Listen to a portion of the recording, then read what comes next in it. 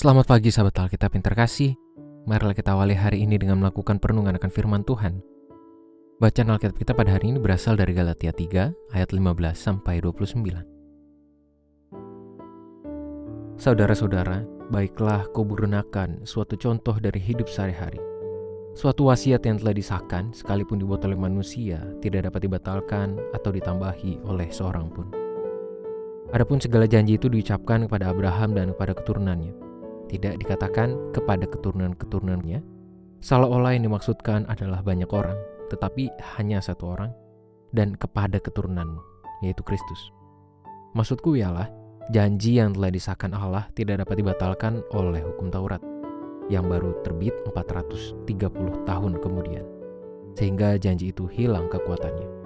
Sebab, jikalau apa yang diwariskan itu berdasarkan hukum Taurat, itu tidak lagi berdasarkan janji, namun justru berdasarkan janji Allah telah memberikan anugerahnya kepada Abraham. Kalau demikian, untuk apa hukum Taurat?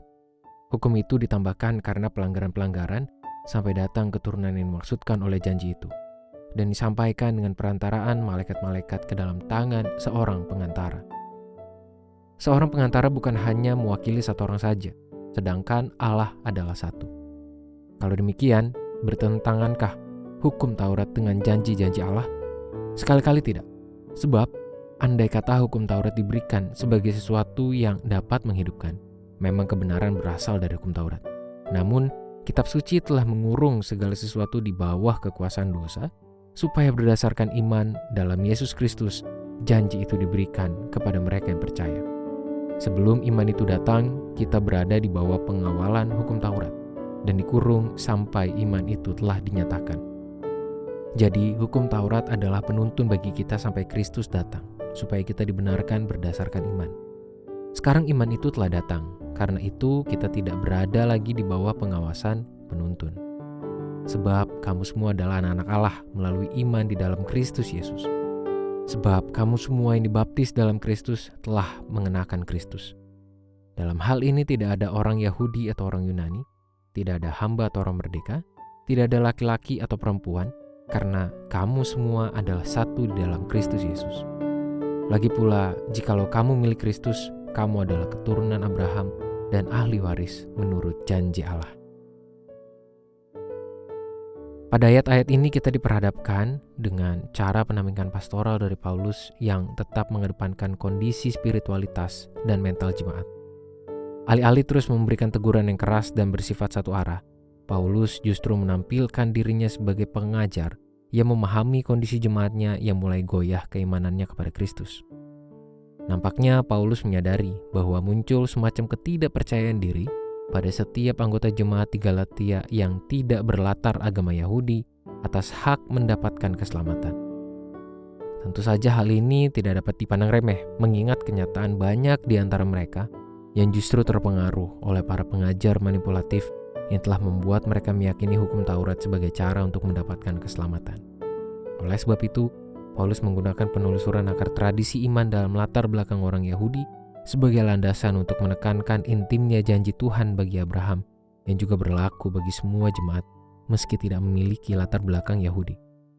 Paulus ingin menegaskan kepada jemaat bahwa iman kepada Kristus merupakan kaitan paling utama dengan rancangan damainya, bukan melalui pengagungan relasi terhadap hukum Taurat. Sahabat Alkitab, pesan Paulus dalam perikop ini mungkin tidak dirasa terlalu relevan secara harfiah dengan kehidupan kita di masa sekarang. Namun inti dari tulisan Paulus justru penting untuk kita renungkan secara mendalam untuk menggumuli nilai keselamatan yang idealnya berlaku untuk semua tanpa membangun batasan. Paulus telah mengingatkan jemaat di Galatia bahwa keselamatan dari Tuhan merupakan sesuatu yang sudah dijanjikan dan telah digenapi melalui Kristus yang berlaku untuk semua di dalam hubungan iman. Tidak ada formalisme yang dibutuhkan untuk mendapatkan keselamatan, apalagi persyaratan yang sifatnya justru menjadi penghalang bagi seseorang untuk mengalaminya. Sungguh disayangkan ketika seorang umat Tuhan justru menetapkan cara berjemaat atau beragama yang menghalangi keselamatan dari Tuhan untuk dialami oleh banyak pihak. Alih-alih berusaha menegaskan identitas, kita justru dapat membangun tembok penghalang bagi karya penyelamatan Kristus terhadap dunia. Marilah kita berdoa. Ya Tuhan, Tolonglah kami untuk mampu menikmati keselamatan yang Kau berikan secara bertanggung jawab, merespons keselamatan itu dengan juga menjadi pelaku dan pembawa damai di tengah dunia. Jangan biarkan justru kami membangun penghalang bagi orang-orang lain untuk merasakan dan menikmati keselamatan yang Tuhan berikan. Hanya di dalam nama Tuhan kami Yesus Kristus, kami berdoa dan menyerahkan kehidupan kami. Amin.